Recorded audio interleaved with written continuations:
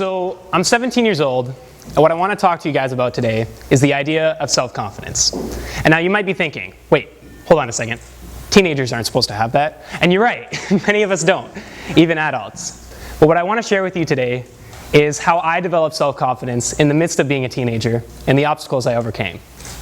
But first, I want to share with you my story. I was born into a Canadian home with 2 adopted brothers and both my parents. In my early childhood years, there was a lot of strife in my home and between my parents. They often fought against each other and ended up getting divorced when I was 4 years old.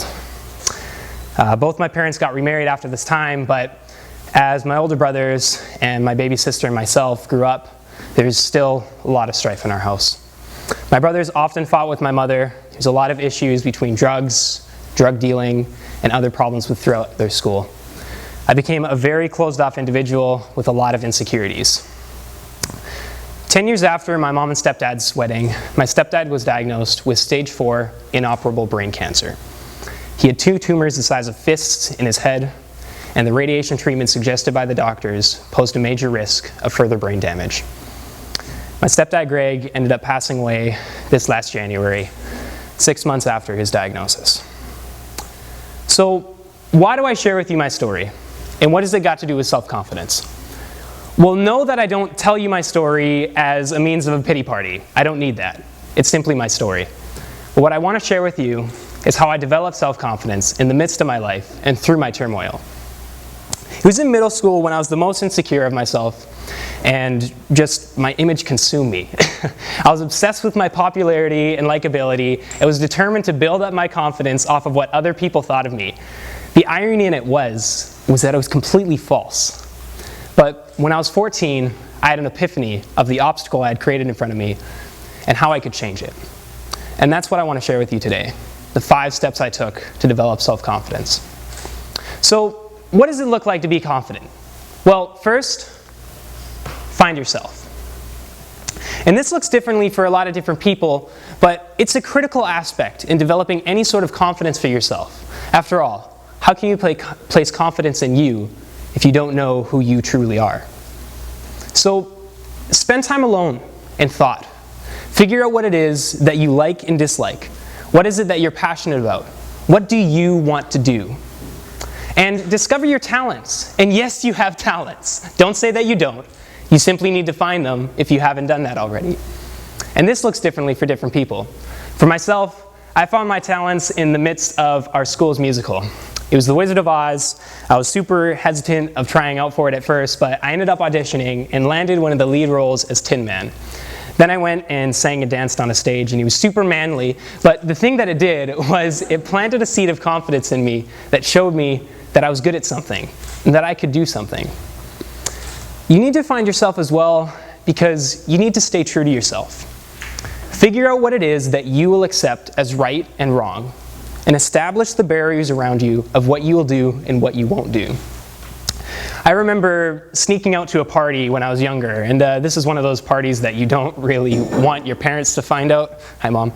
And because there's a ton of drugs and alcohol there that I really could have gotten involved with, and I didn't possess the self-confidence that I needed to establish the barriers around me of what I would and wouldn't do. And now, I never got involved with anything there. Well, I actually got busted for it at like 11 o'clock at night, walking down the street with my mom pulling over in a minivan and laying down on the horn in front of me and a big group of people. And it was super embarrassing. But the point is that you need to stay true to yourself. So, above all this though, develop a self-respect for you. And don't be so harsh on yourself of the expectations that you lie out in front of you. So what next? Well, don't care what other people think of you. This is by far one of the hardest aspects to actually fulfill. And now, note that this isn't apathy. This isn't the same as not having any regards for anyone's thoughts. I'm also not saying that you should go out in public without any clothes on because you really don't care what people think of you, but because there's always a balance and a certain quality as to how much we think or care about what other people think of us. But there is a balance. So imagine, if you're running a race around a track, would you stop in the middle of that track and in the middle of the race because of what some person said about you on the sidelines? No, because they're not running your race. The funny thing is, we often think more about what other people are thinking of us, or what we perceive others to think of us, than what other people are actually thinking of us. You need to know as well that your story doesn't define you. My story doesn't define me. My past is my past, but it does not determine my future. Have you guys ever heard of these so-called beauty magazines like Elle or Men's Fitness, Women's World, Women's Fitness, Cosmopolitan? The funny thing about these magazines is that they're much less beauty magazines and a lot more like product catalogs. So if you take a look at this picture, this is an Elle magazine where the top is the regular magazine and the bottom is the same magazine with all the ads taken out of it. This is another picture with a Cosmopolitan magazine. And what these magazines do is they intentionally get you to feel worse about yourself so that you will buy their products. And it's how they make their money. The damaging aspect of this is that these magazines are chock full of images with unrealistic body sizes. Their models are doused with professional makeup, and all their pictures are photoshopped. There's even been some magazines to have been admitting to using computer-generated images. Now, why would that be a standard we would want to compare ourselves to? Can I be real with you guys for a sec? Can I just talk real? You're beautiful! And I mean that. I don't mean that in the cheesy motivational speaker way where I'm up here and it's like, oh, you're beautiful, you need to feel better about yourself. But you are beautiful, whether you feel it or not. And the truth is that you're not beautiful in the eyes of society. And barely anyone is. Because society's standards are unrealistic and often unattainable. See, society judges beauty on the shallowest aspect of what beauty encompasses, where it almost solely focuses on good looks, which in itself is so unvaluable. Because if you think about it, looks and appearances are fading features for all us humans as we age. And you need to know that your beauty goes beyond the roundness of your face, or the clearness of your skin, or your body size, or the muscles that you have. It simply makes up the shallowest aspect of your beauty. So what next? Well, surround yourself with encouragement. You need to know that everything you surround yourself with is a possible influence to you. Everything. So assess your friends, your coworkers, your boyfriend, your girlfriend, your spouse. Are the people around you creating an environment where you can feel confident and good about yourself? Do the people around you speak positivity into your life? And should you be associating yourself with those people? No matter how you answered any of those difficult questions, know this, that whoever you surround yourself with is who you will become. And, I had to ask these same questions when I was developing self-confidence, these same difficult questions about the friends that I had. And it's difficult. But there is power in the tongue to speak life or to speak death. But it's your choice of what you listen to. So the next thing, self-assess your attitude.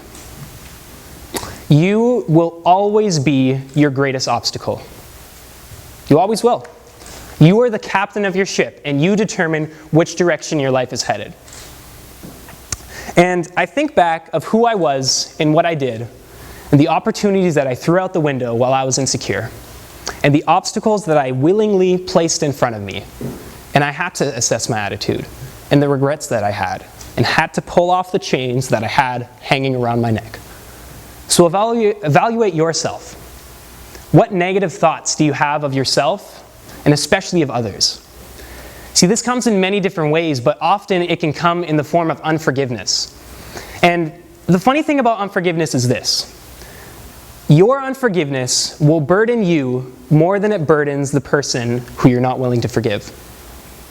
So what chains do you have attached around your ankles that you're not willing to let go of?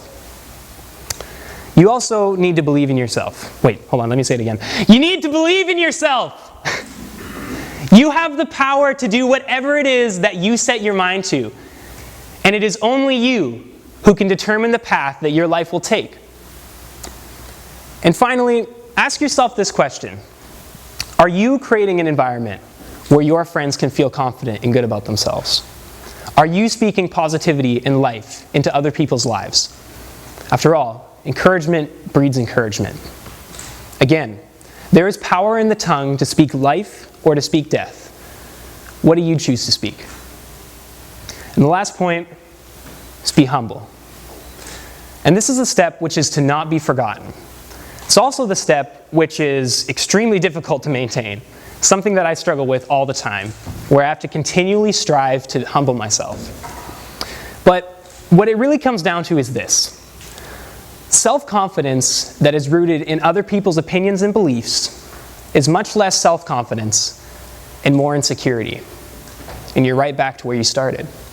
And believe me, I know, pride always comes before a fall. So, what's the point? Why? Why try and follow these 5 steps? Well, what I've found is that self-confidence is the single most impactful quality that can open up more opportunities, more happiness, and more successes than any other personality aspect in life. And the way that I found self-confidence for myself was by finding myself. I stopped caring what other people thought of me.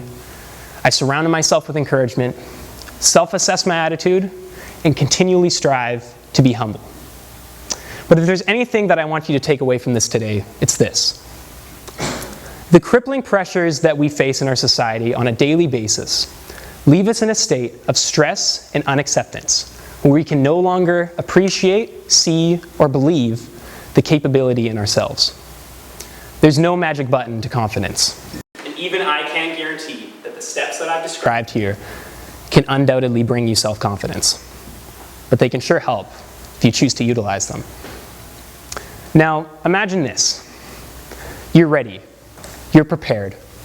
You are skilled and you have endurance. Your greatest fears are behind you and your challenges ahead are ambitious. There's one thing that's different. You are no longer your greatest obstacle, but rather your greatest asset. Now, go make that a reality. Thank you.